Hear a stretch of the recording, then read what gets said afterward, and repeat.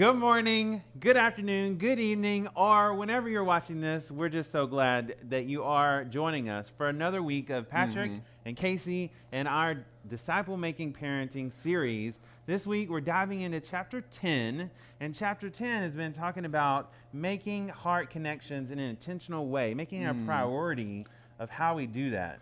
You know, as we read the chapter, in this chapter, it talks a lot more about the what. So that's talking about not necessarily the conversations during those what times, right? Because that's actually, I think, going to come a little bit later. So the next week, that's going to be something we address. But for this week, we're going to be talking a lot of the practical examples of what are ways in which we can have heart connections. Right. And so before we jump into that, I actually want to read a verse from Colossians. So if you're a parent of a student, then you know that we've been walking through the book of Colossians. We just began chapter 2 this past week. Yeah. And so this was a verse that stuck out, that just was really grabbed my heart, because ultimately Paul is talking to the Colossian church, and he's basically laying his heart out there saying, I toil with all that I have and the Spirit working in me to present you mature in Christ by teaching and admonishing and warning about the gospel. And so this verse right here is in chapter 2, verse 2, and it says that their hearts, they're meaning the saints and believers, brothers and sisters, in Colossians, hearts may be encouraged, being knit together in love, to reach all the fullness or all the riches of full assurance of understanding and the knowledge of God's mystery, which is Christ. And so in this verse, we see such a beautiful connection here of saying, hey, be encouraged, be knit together in love. You know why? Well, ultimately, with that center point being around Christ. And so that's what we want to be doing, not only as a church, but also with our own children. Right. And so I know that we were talking about this earlier, being knit together in love. Yeah. We both know some people that knit, right? Crochet? Yeah, I know some people that crochet. I don't know what the difference between crocheting and knitting is.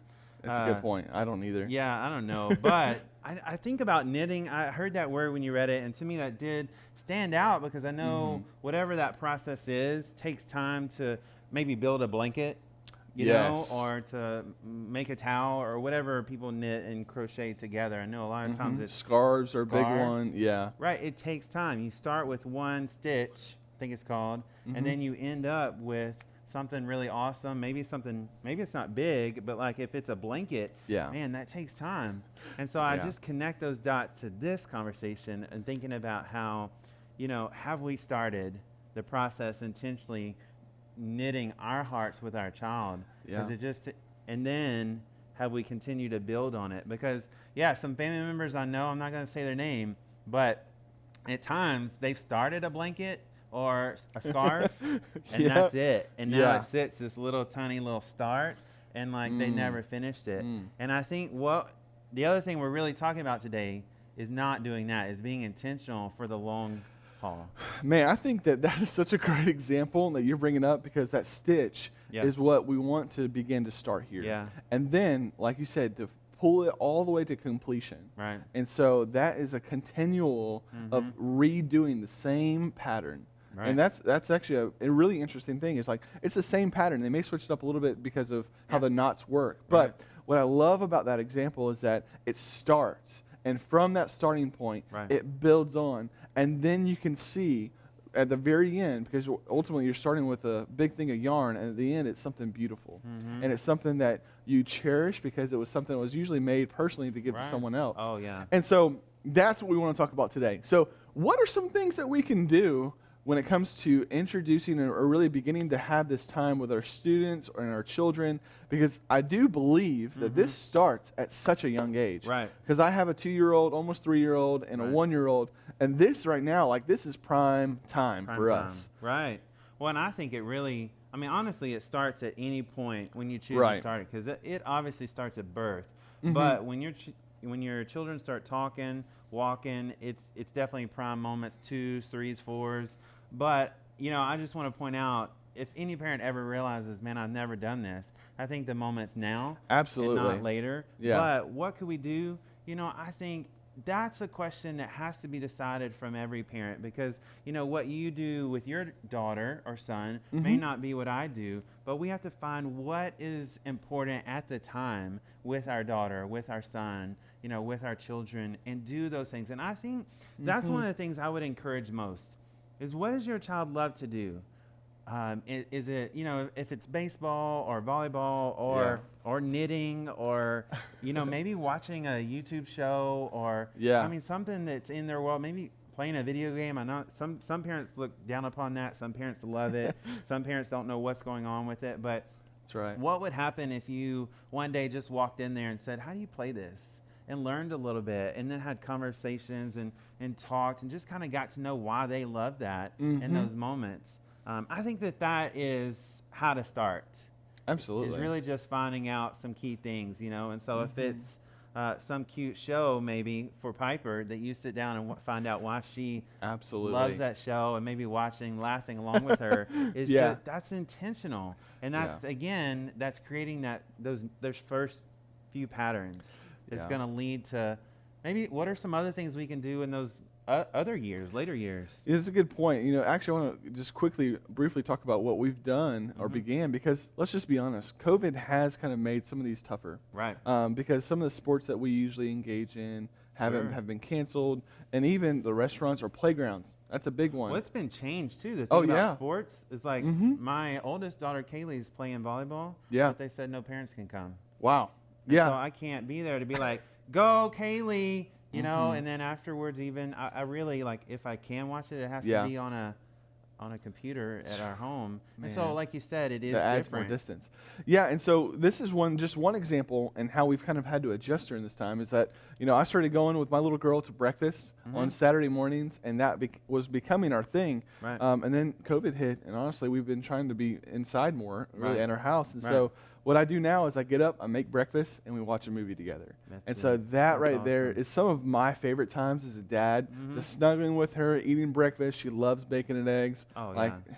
Classic good breakfast time. Right. So that's just one of how to transition during this time. But for students, for example, this is where I think it can get really tough, because especially when they start driving, because then they kind of want that more sense of independence. Yeah. But the reality is that we still need to be as engaged, if not more, up in the level of engagement when all of this happens. So, when they're going to their practices or they're going to their games and things of that sort, just being there and being present, that's one thing that I feel like over these last couple of weeks, being present and being encouraging and just being there and not always correcting. And there's a time and place for that correction and trying to build that skill, whatever that may be. Right. So that could be in music, it can be in sports, but you're right, not always being critical, but being present and just showing that, hey, I care and I love you enough that I'm willing to give up my time to be here for you. Right. That's a big part of it.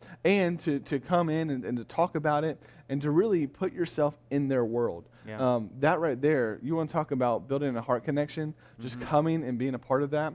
And you mentioned games earlier. There are plenty of games out there. Man, the games have gotten really interesting. Video games. So, it can be all from sports to different things like that. But that's also one of the times I feel like right now that's a lot of what's happening is because there's not much else to do when it comes to stuff. Well, the other thing I think is even board games, if we're talking about, yes. I think the one thing I have always learned about teenagers is that they'll push back a lot to doing things like board games or things with a family. But if you somehow really keep pushing a little bit further to maybe make them, they eventually really do like it. Yeah. And they really do want us as parents to push. And they will never say that. Oh, never. No. Never. They won't admit that. But if you continue to be intentional and push into those moments and say to create that once a week family game day, movie day, and you make it a priority, that's what's going to stick with them. That's what we're talking about is because we have heard, I understand the students found out about several parents that have passed away lately. Yeah. And, maybe even some older folks, some grandparents that have passed away. And so when those times come, and you attend a funeral or you hear from students or maybe even older adults that have lost their senior adult mom or dad, we remember those special moments where they say, Dad always did this. That's right. Grandma always did this. And some of those things are like making breakfast or Dad always forced us to play Monopoly, but by his rules.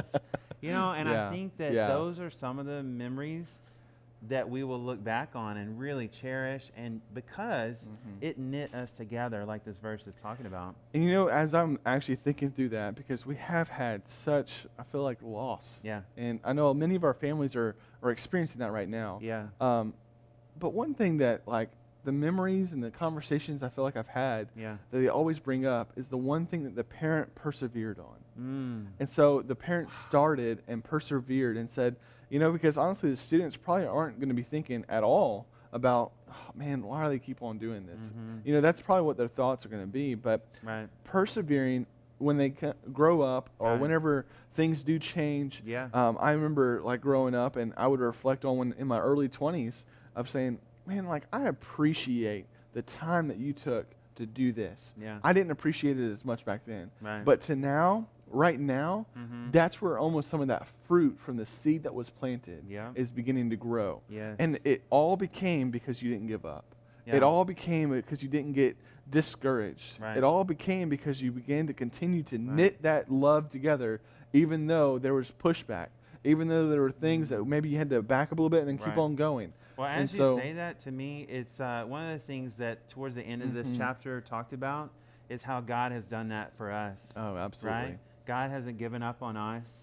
God has continued to push through all kinds of things over the course of time to continue to show us, his people, that he loved us. He created the intentional relationship from the very beginning and has never left us. And so I really appreciated that towards the end, again, of chapter 10, just bringing that to light. And that's kind of what we're saying about parents. It's just like God has done and Jesus has done and the Holy Spirit does in our life. They don't give up. We have bad moments. That's right. We all know we've had moments where we have maybe ran the opposite direction.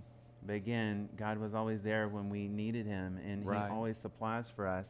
And I think that that's our job as a parent, is to reflect God's love and what God does, but now towards our children. Absolutely. So here are some big things that we talked about today. We talked about what opportunities do we have to build these heart connections with our student. We talked about, okay, when it comes to when do we do this, the time is now. So if you don't have kids yet and you're watching this video, then go ahead and begin to dream and have some fun with that.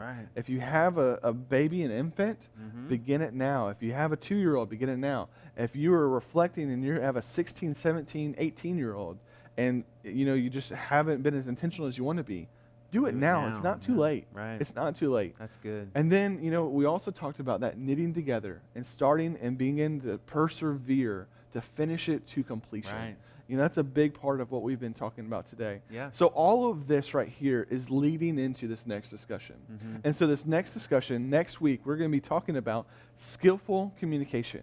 And so we're going to keep on continuing our heart connections, but how do we do that?